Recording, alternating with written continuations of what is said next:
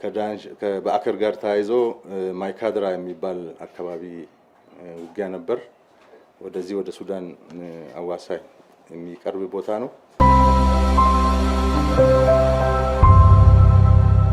መሀል ከተማ ላይ መኖር ቅንጦት በሆነበት ጊዜ እኛ በተመጣጣኝ ዋጋ ፒያሳ አራዳ ፓርክ ፊት ለፊት ላይ የቤት ባለቤት ልናደርጎት ነው። አራዳ ፓርክና ፍሬንድሺፕ ፓርክ መሃል የሚገኘው ሳይታችን ላይ ባለ 3 መኝታ ማጠናቀቃችንን ከወዲሁ እየገለጽን ባለ 1 እና ባለ 2 መኝታ አፓርትመንቶችን ይዘንሎት ቀርበናል። ባለ 1 መኝታ በ4.9 ሚሊዮን ብር ጠቅላላ ክፍያ፣ ባለ 2 መኝታ በ9.5 ሚሊዮን ብር አጠቃላይ ክፍያ አቅርበንሎታል። ታዲያ ይህ ዋጋ ለውስን አፓርትመንቶች የ20% ታላቅ ቅናሽ የተደረገባቸው ናቸው። በዚህ ቅንጡ መንደር ውስጥ መዋኛ ገንዳ፣ ጂምናዚየም፣ ደረጃውን የጠበቁ ሰፋፊ ሊፍቶች፣ ምቹና በቂ መኪና ማቆሚያ ቦታዎች፣ ዘመናዊ የደረቅ ቆሻሻ ማስወገጃ፣ አውቶማቲክ ጄኔሬተር የተገጠመለት እንዲሁም የከርሰ ምድር ውሃና ለተለያዩ አገልግሎት የሚውል ሰገነትን በአንድ አካቷል። ለበለጠ መረጃ ከታች ባለው ስልክ ይደውሉ። የከፈተውን ጦርነት የመመከት ስራ ላይ እንዳለን ይታወቃል። በዚህ መሰረት ሰራዊታችን ማጥቃት ከጀመረ ጊዜ ጀምሮ በምዕራብ ግንባር ከዳንሻ ነው ማጥቃት የጀመርነው። ዳንሻ ላይ የመጀመሪያ ማጥቃት አድርገን ዳንሻ ላይ ያለውን ኃይል ደምስሰን ወደ ባዕከር ነው የተሸጋገርነው። ባዕከር ላይም ጠንከር ያለ የመከላከል ውጊያ ገጥሞን ነበር። እሱንም ሰብረናል። ከባዕከር ጋር ተያይዞ ማይካድራ የሚባል አካባቢ ውጊያ ነበር። ወደዚህ ወደ ሱዳን አዋሳኝ የሚቀርብ ቦታ ነው። የባዕከርና የማይካድራ ውጊያ ጎን ለጎን ነው የተካሄደው። ሁለቱን ከሰበርን በኋላ የምዕራባዊ ትግራይ የቃፍታ ሁመራ የሚባለው ዞን በሙሉ ነፃ ወጥቷል። ከዛ በኋላ የሰራዊታችን አድጎሹ ኢድሪስና አድጎሹ የሚባሉ ቦታዎች ላይ ውጊያ ገጥሞታል። ሰራዊታችን እሱንም በድል ተወጥቶ ወደፊት ገስግሷል። ከዛ በኋላ የሽራሮ ከተማ ነው የተቆጣጠርነው። የሽራሮ ከተማ ከተቆጣጠርን በኋላ ወደ አድሃገራይ ነው የገሰገስ ነው። አድሃገራይ ላይ መከላከል ቁመና ይዞ ነው የጠበቀ። ይሄም ተመቷል። ከተመታ በኋላ አድነብርድ አካባቢ ተመሳሳይ የመከላከል ውጊያ አድርጓል። አድጎዞሞ የሚባል ቦታ ላይ እዛ የነበረው ውጊያ ጠንከር ያለ ነው፣ ተሰብሯል። ከዛ ወደ ሽሬ ነው የገሰገስ ነው። ሽሬ ሰራዊታችን በትላንትናው ዕለት ሽሬን ተቆጣጥሯል። ሽሬ በሰራዊታችን ስር ይገኛል። ይሄ በምዕራብ ግንባር ያለው ነው። በደቡብ ግንባር ዋጃ የሚባል ቦታ ላይ መከላከያ ምሽግ ይዘው ነበር። ሰራዊታችን ወደ ዋጃ መገስገስ ሲጀምር ዋጃ ለቋል። ያለ ውጊያ ነው የለቀቀው። ከዛ ወደ አላማጣ ነው የወጣው። ከአላማጣም ወደ ኮረም ነው የሸሸው። አላማጣም በሰራዊታችን ቁጥጥር ስር ይገኛል። ከዚህ በተረፈ ጨርጨር የሚባል ቦታ ነበር በምስራቅ ግንባር። ያው በሰራዊታችን ጀግንነትና ጥንካሬ ጨርጨርም ተሰብሯል። ሰራዊታችን ገስግሶ አሁን መሆን የሚባል ገብቷል። ተደምሮ ሲታይ ራያ አዘቦና ራያ ቆቦ የሚባል በሁለት ተከፍሎ ነው የሚታወቀው በድሮ አጠራር። ራያ ቆቦ ሙሉ በሙሉ ነፃ ወጥቷል። ራያ አዘቦ ላይ የተወሰነ ኃይል ይቀራል። ስለዚህ የሰራዊታችን እንቅስቃሴ በጣም ጀግንነት የተሞላበት ቁጭት የተሞላበት እና ይሄን ጸረ ህዝብ የሆነ ጁንታ ኃይል ካልተደመሰሰ መቆም እንደማይገባ ሰራዊታችን በደንብ ተቀብሎ በከፍተኛ ጀግንነትና ወኔ እንቅስቃሴውን ወደፊት እየቀጠለ ይገኛል። ከዚህ ጋር ተያይዞ ነፃ ያወጣናቸው አካባቢዎች ያለው የትግራይ ማህበረሰብ ሰራዊቱን በጭብጨባ ነው የተቀበለው። የቲፒኤልኤፍ ጁንታው ቡድን በጣም አፋኝ ጨቋኝ እንደሆነ ህዝቡ ያውቃል። ከዚህ ጋር በተያያዘ ህዝቡ ሰራዊታችን እንዲወጋ በየቦታው ጠመንጃ አስታጥቋል፣ መትረየስ ሰጥቷል። ህዝቡ ግን ጠመንጃውን ወደ ሰራዊታችን አልተኮሰም፣ መትረየሱንም ወደ ሰራዊታችን አልተኮሰም። ለምሳሌ በአድኮኮብ እና እንዳባጉና እና ሽሬ አካባቢ ያለው ህዝባችን ያስታጠቁትን ከ200 በላይ መትረየስ ለሰራዊታችን አስረክቧል፣ ጠመንጃ አስረክቧል። ከሰራዊታችን ጋር ለመዋጋት ምንም ዝግጁነት የለውም። የቲፒኤልኤፍ ወንጀለኛ ቡድን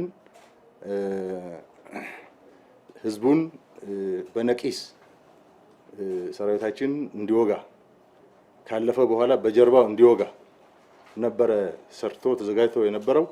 ይሄ ሳይሳካለት ቀርሷል። ህዝቡ ከሰራዊታችን ጋር የወገነበት ሁኔታ ነው ያለው።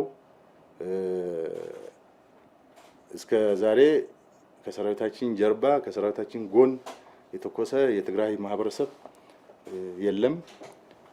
ውጊያው ቶሎ ፈጥኖ እንዲያልቅለት ይፈልጋል።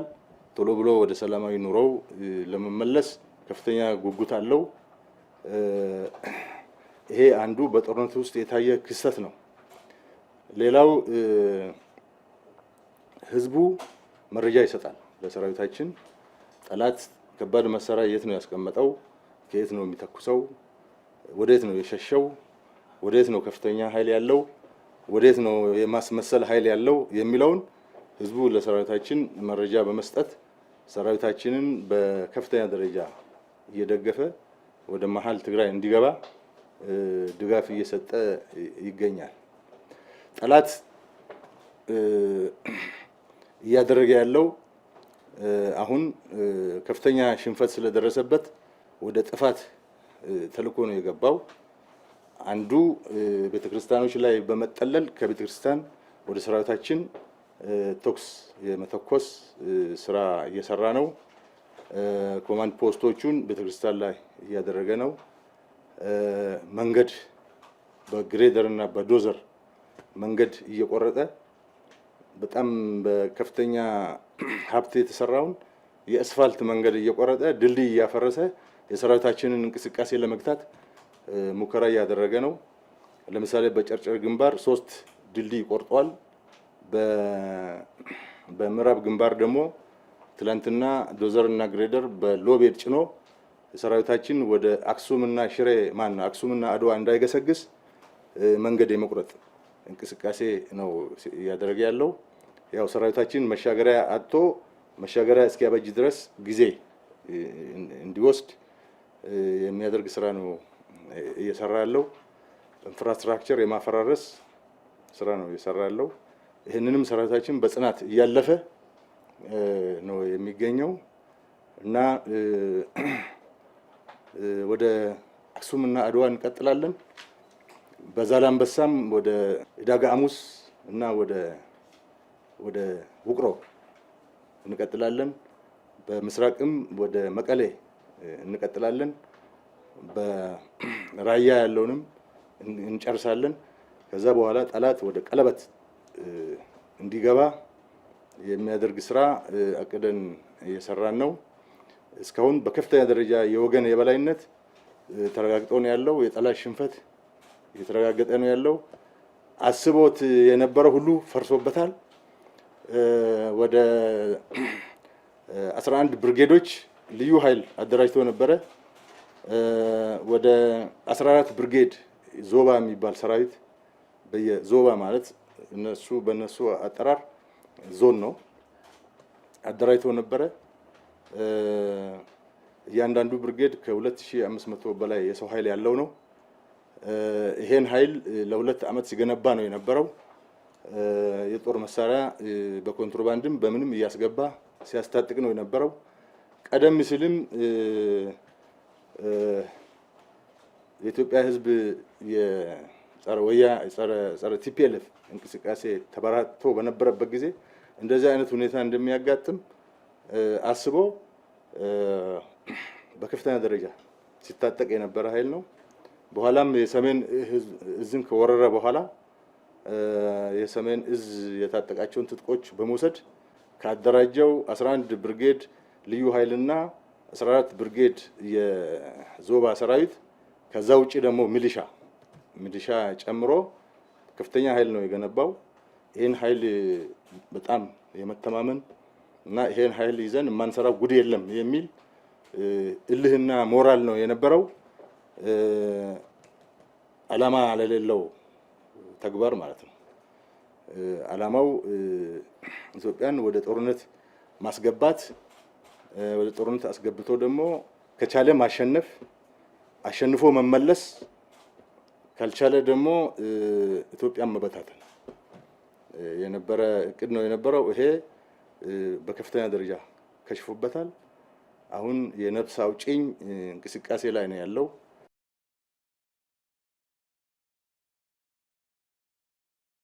ውጭ ኃይሎች በጦርነት ኢትዮጵያን በመደገፍ እጅ አስገብተዋል በሚል ጁንታው የሚለቀው ወሬ እኛም ሰምተናል። ትንሽ የሚገርም ነገርም አለው። ደቡብ ሱዳን መንግስት ለኢትዮጵያ 3000 ወታደር ሰጥቶ አስገብቶ እና ከኛ ጋር የተዋጋ ነው የሚል የሰማነው አለ።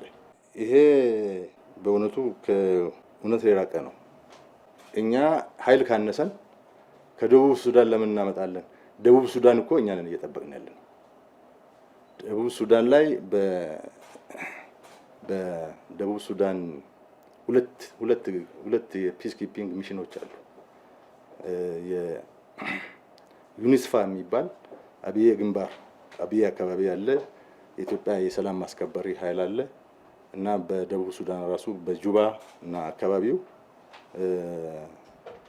የኢትዮጵያ የሰላም ማስከበሪ ኃይል አለ።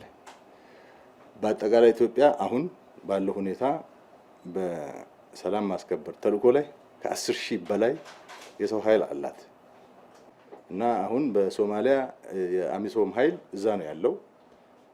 አንድም ወታደር ከዛ የመጣ የለም።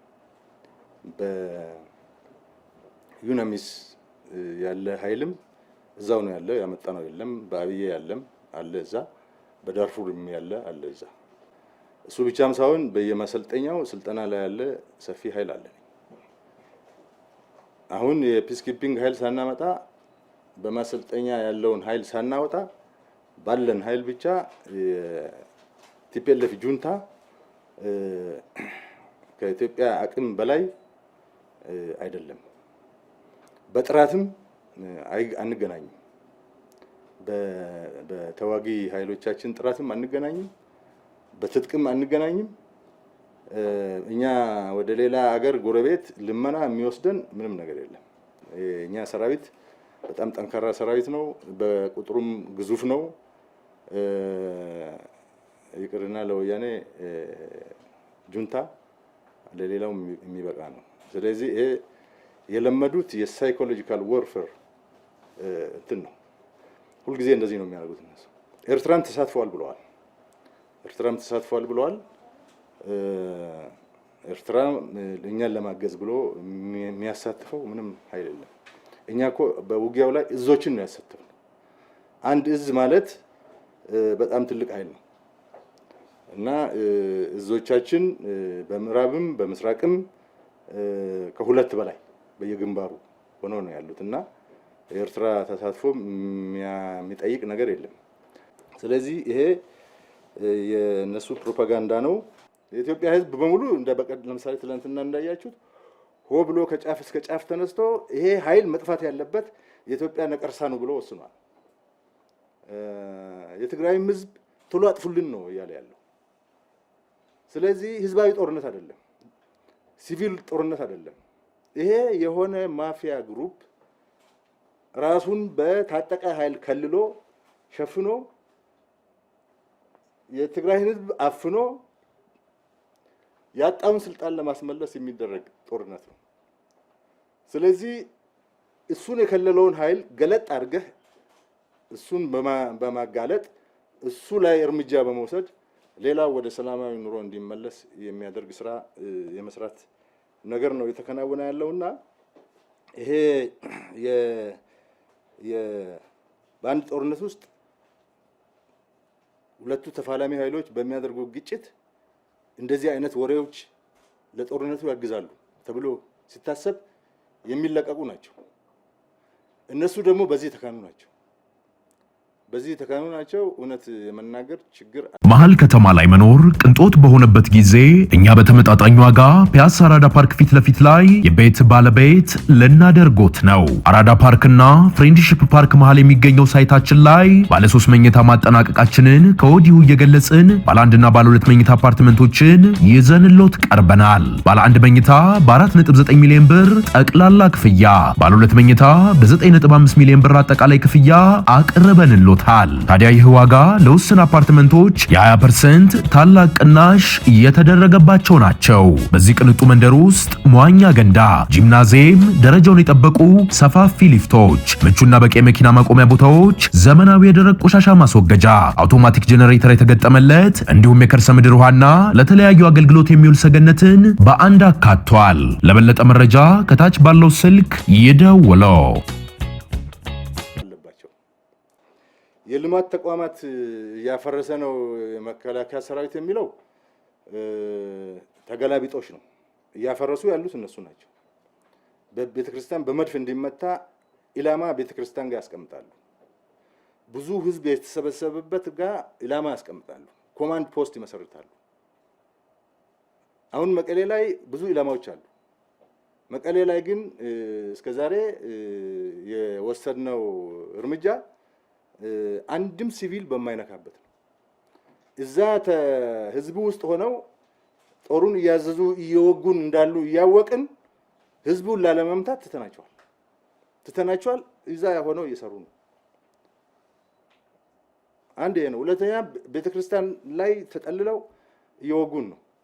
መሪዎቻቸው በተለይ ቤተክርስቲያን አይመታም በሚል በኢንተርናሽናል ህግም ስለማይፈቀድ የኛ ሰራዊት ደግሞ ፕሮፌሽናል ሰራዊት ስለሆነ የዓለም አቀፍ ህጎችንም የሀገር አቀፍ ህጎችንም ስለሚያከብር ነው የተጠቀሙበት ያሉ።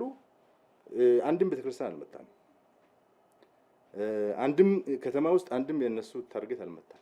የመቀሌ ላይ የመታነው በአውሮፕላን የመታነው ቦታ የነሱ ኮማንድ ፖስት ከፊል ኮማንድ ፖስት የነበረ መሳሪያ ግምጃ ቤት የነበረ ከከተማ ወጣ ያለ ነው።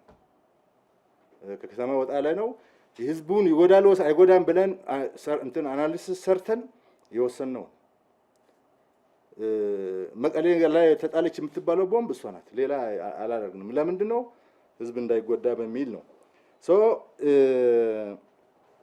መከላከያ ሰራዊታችን እነሱ ያፈረሱትን መንገድ እየጠገነ ነው እንጂ ይሄዳለው እያሸነፈ ስላለ ደግሞ ወደ ኢንፍራስትራክቸር ማፍረስ የሚሄድበት ምክንያት የለም። እየተሸነፉ ወደ ኋላ እያፈገፈጉ እየሸሹ ያሉት እነሱ ስለሆኑ እነሱ መንገድ እየቆረጡ ነው፣ ድልድይ እየቆረጡ ነው። ቅድም እንደተናገርኩት በምስራቅ 3 ድልድይ ቆርጠዋል። በምዕራብም ትላንትና ማታ ሲቆርጡ ነው የነበረው። እየቆረጡ እያለ እርምጃ ወስደንባቸዋል። በተከታታይ እንዳይቆርጡ አድርገናቸዋል። ይሄ ነው ያለው እንጂ ከፍተኛ ጥንቃቄ ህዝቡ እንዳይጎዳ በተቻለ መጠን አንድም የሆነ ተጓዳኝ ጉዳት እንዳይደርስ አድርገን ነው ውጊያውን እየመራ ነው ያለነውና ይሄ የፈጠራ የነሱ ወሬ እንደሆነ መወሰድ አለበት። ሌሎች አገሮች ዜጋዎች አሉ፣ እዛ መቀሌ አሉ፣ እዚህ ወልቃይት ስኳር ፕሮጀክት አካባቢ አሉ። የሆነ የመንገድ ስራ አለ በዚህ በምዕራብ እዛ አካባቢ አሉ። የመንገድ ስራ ጋር ያሉት እስራኤላውያን ናቸው። እነሱን አውጥተናቸዋል። እኛ ራሱ የኛ ኃይል ነው ያወጣቸው። እዛ ውስጥ ተደብቆ የሚወጡበት መንገድ የለም። የስኳር ፕሮጀክቶችም ያሉት ከ200 በላይ ዜጎች አሉ፣ የውጭ ዜጎች። እነሱንም እናወጣለን። በእኛ እዝ ስር ሆነው ስለሚወጡ በዛ የሚወጡበት እድል የለም። በምስራቅ በኩል ከመቀሌ የወጡ አሉ። ወደ ሰመራ ወጥተው ብዙ ቼክ ፖይንት አልፈው ኢንቨስቲጌት ተደርገው ትክክለኛ ኢንተርናሽናል ኮሚኒቲ መሆናቸው ሲረጋገጥ ነው ወደ መሀል ሀገር ወደ አዲስ አበባ የሚመጡት። በዛም የመውጣት እድል የላቸው። አሁን ከሞላ ጎደል እነሱ ያሉበት ቀጠና የተከበበ ነው። የተከበበ ነው። ከበባው እየጠበበ እንዲሄድ እናደርጋለን። ማምለጫ እንዳይኖራቸው አድርገን እንሰራለን። እኛ እንዲያመልጡ ሳይሆን እጅ እንዲሰጡ ነው።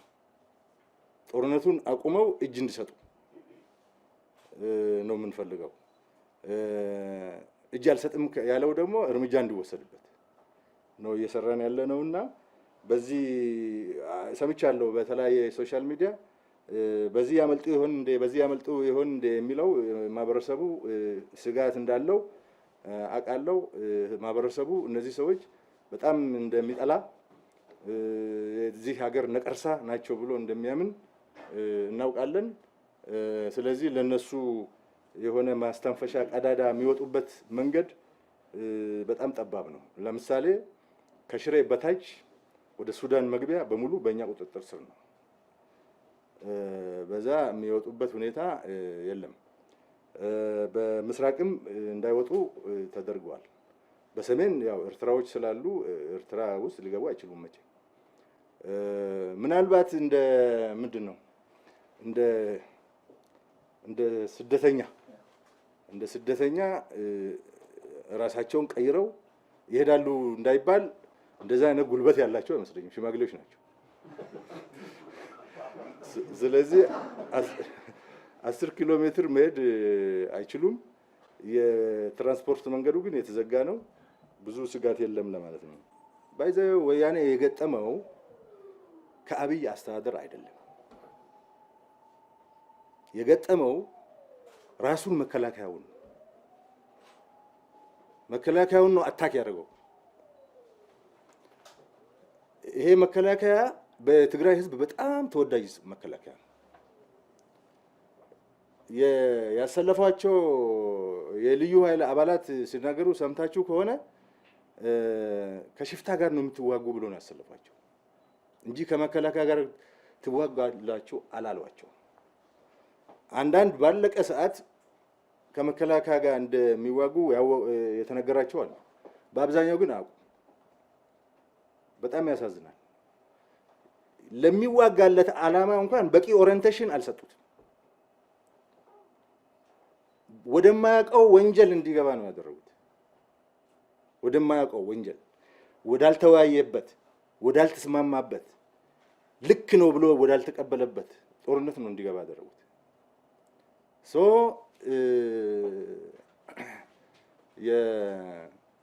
የተያዙ ሰዎች እያረጋገጡ ያሉት ይሄ ነው። እጅ የሰጡ ሰዎች እያረጋገጡ ያሉት ይሄ ነው። ስለዚህ ህዝቡም ልዩ ኃይሉም ከመከላከያ ጋር እዋጋለሁ የሚል ዝግጁነት በአእምሮ አልነበረውም። ይሄ አመለካከት የነበረው በራሱ በገዢ መደቡ ስልጣኑን ባጣ ገዢ መደብ ውስጥ ነው የነበረው። በገዢ ስልጣኑን ባጣ ገዢ መደብ አስተሳሰብ ነው ሌላው ሰለባ እንዲሆን የተደረገው። ስለዚህ ግጭቱ በቀጥታ ከሰራዊቱ ጋር ነው የሆነው። ዓላማው ደግሞ ወደ ስልጣን መመለስ ነው። ሰሜን ዕዝን ማርከን መሳሪያውን ወስደን ወታደሩን አሳምነን እምቢ ያለውን እርምጃ ወስደን እኛ የገነባው ኃይል አለ ይሄ ጋር ጨምረን አዲስ አበባ እንገባለን ነው እንትኑ። ይሄ ያለው በእነሱ ጭንቅላት ብቻ ነው፣ በመሪዎቹ እነዛ ወንጀለኞቹ እዛ በቴሌቪዥን ይፈለጋሉ የተባሉ እነሱ ጋር ብቻ ነው ያለው። ልዩ ኃይሉ ጋር ይሄ የለም፣ ዞባ ሰራዊቱ ጋር ይሄ የለም፣ ህዝቡ ጋር ይሄ የለም። ስለዚህ ዓላማ የሌለው ጦርነት ነው የምንለው ለዚህ ነው። ዓላማ ያለው ለነዛ ነው፣ ለገዢ መደብ የነበሩት የነሱ ዓላማ ነው ያለው። የነሱ ዓላማ ወደ ስልጣን መመለስ ነው። በዚህ መንገድ ወደ ስልጣን መመለስ ማለት ደግሞ ጸረ ህዝብነት ነው። ጸረ ህዝብነት ነው። በጦርነት ወደ ስልጣን መመለስ ጸረ ህዝብነት ነው። በምርጫ ነው ወደ ስልጣን መመለስ የሚችሉት። ይሄ መታወቅ አለበት። ከዚህ ጋር በተያያዘ ህዝባችን በሙሉ ነው የተቃወመው። በሙሉ ከጫፍ እስከ ጫፍ ነው የተቃወመው። የትግራይ ህዝብም ጭምር ነው የተቃወመው። ሰራዊቱ ይሄን እያየ ነው። ሰራዊቱ ግን በራሱ ቁጭት አለበት። ጓደኛውን ነው ያለ ውሃና ያለ ምግብ 4 ቀን ከበው እጅ እንዲሰጥ ለማድረግ የሞከሩት። እጅ አልሰጥም ብሎ እስከ መጨረሻው ተፋልሞ ሰብሮ ነው የወጣው። ታርጌት ያደረጉት መከላከያውን ስለሆነ መከላከያው ራሱን ለመከላከል ነው የተዋጋ ያለው። ቅድሚያ ራሱን ለመከላከል ነው የተዋጋ ያለው።